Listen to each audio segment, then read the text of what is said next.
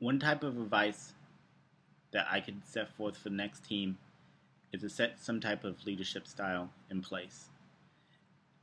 Either set up a schedule where there's one person in charge each week and it rotates, or try to find someone's the different strengths and make someone in charge of one certain area, either as maybe they're in charge of the team project and making sure all that's completed, or the discussion videos, and have them focus more on making sure those assignments are done and they're set up to the standards that the team needs. This will allow for smoother transactions and less stress on each teammates, so that not just maybe one person is feeling all the stress or everyone's freaking out, running around with their heads cut off because they don't know what to do and what should be done and what needs to be done on certain dates. They can go to one person and say, when do you need the discussion video, or when do you need this? And when you have the team meetings, that person can come forth and say, hey, we need to talk about the discussion post, and they can kind of be the moderator for that discussion. As a team, we had a problem in the beginning with our leadership styles. You quickly learn in this class that you're going to need some type of leadership structure to make sure the work gets done. Our group had a problem with it in the very beginning because we had different types of leadership styles. Some members of the group had leadership styles based off military training and experience, while others did not. Naturally, because of the two different types of styles, they clashed, causing much problems for the group. After having a discussion with Mr. Cook and some guidance set forth from him, the team was able to come to more of an understanding. To make sure these were able to be upkept and the team was able to move smoothly, we had to make sure we kept up the ground rules. We had to make sure we were able to communicate more, and those that were not able to attend meetings were able to get the information and not felt left out.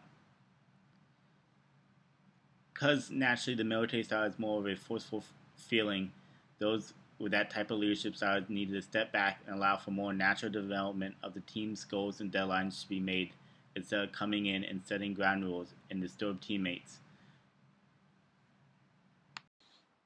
What was supposed to happen in the beginning, and what we should have done, is try to set up a better schedule for team meetings and better outreach of the information that we did get in the meetings given to other members that may have not been there. We had a hard time in the beginning, not only just as a new team, but we had one member not show up at all except for one little meeting. We had another member moving houses, so he had no internet. All the hassle moving.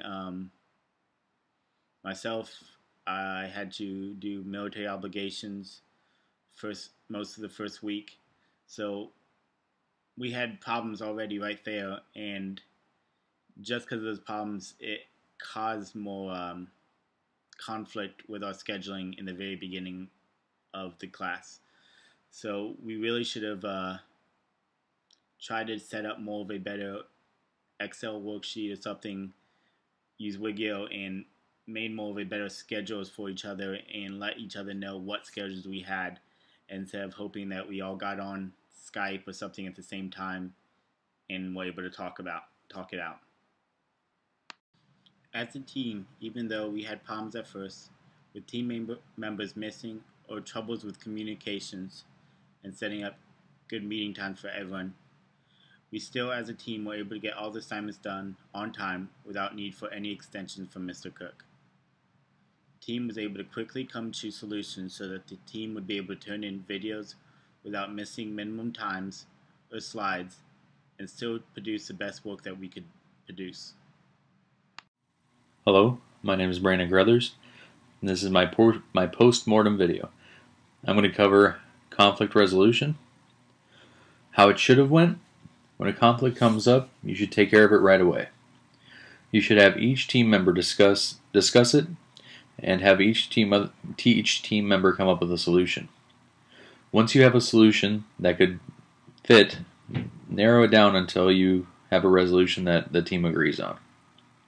The positives of this: if you are able to get everything taken care of when the issue comes up, you can easily avoid future issues, and everything works like a well-oiled machine. The negatives: there's a big negative. If you can't resolve the issue right away, or you let the issue create a fracture in your team, then things can snowball. One argument can lead to another, and nothing will get done. My advice to future teams is simple. Keep lines of communication open. If you are communicating, then you can work out the issues the team is having as they come up. You can take everyone's suggestions into account and have everyone decide if that suggestion is the correct one. It would be good to have a plan in place if there is a major issue that can't be resolved. This will make it so you can deal with the problem and move on as the team. I would also suggest to set up time outside to expand the bonds in the team. If you're always just focusing on work, it doesn't give you much time to figure each other out. If you get to know each other, you can see from other people's perspectives while working within the team. Thank you. Your team is supposed to get along in a professional manner. Each team member knows and completes their responsibilities on time to the group standards. The team works as one unit, taking on a task with great efficiency, doing several parts of a job that fit together. Cohesive teams can get projects done quickly and with great effect. The teams know each other's strengths and weaknesses, dividing up the work to those members best suited for the job. One negative aspect of a cohesive team is the danger of becoming too routine. Teams are dynamic, with members coming and going and team members growing in skill. The team risks becoming stuck in a rut that they can't deal when change occurs. My advice for future teams would be to always have a backup plan. Many problems arose in our group when we couldn't meet up or technical errors stopped us dead in our tracks. Having a backup plan will allow you to still work as a team, but always have the ability to accommodate change.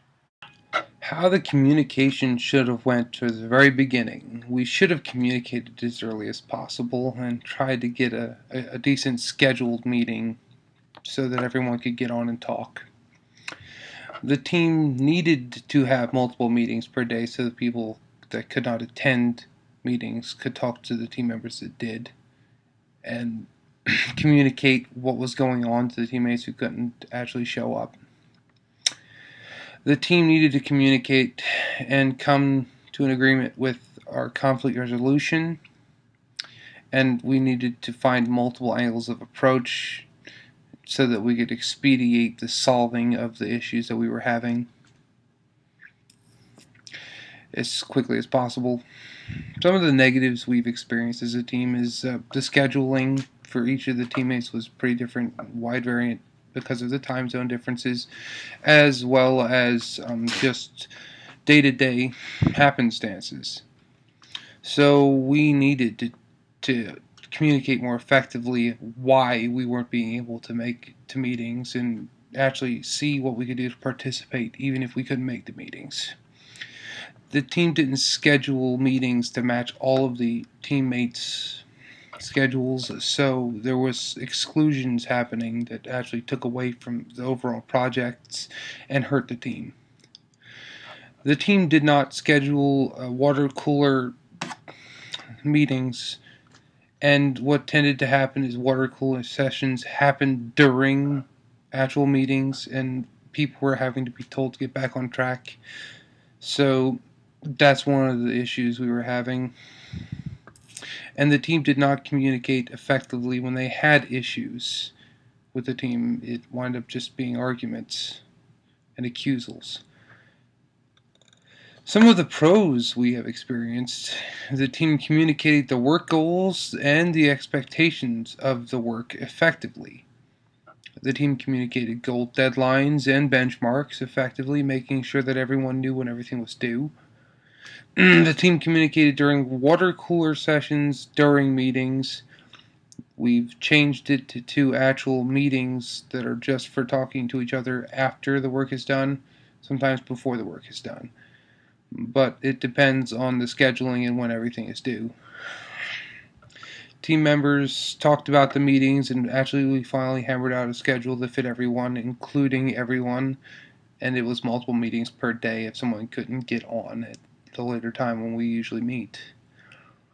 Now, for a new team developing, what I would definitely suggest very strongly is to open up lines of communication as soon as possible, because any time wasted in that is time that you're not going to be able to get back, and it's going to actually make the team suffer. Try and reach out to your teammates, get to know them, because the more you know them, the more effectively you can communicate with them and understand what they're trying to tell you. Avoid text messaging if possible. It is better to video chat because, simply put, words can convey things, but when you're talking to someone, you use body language and your tone of your voice actually relates what you're trying to get around, and you, if you're not used to writing how you feel, tend to not do it well and actually offend your teammates, and that should be avoided if all possible.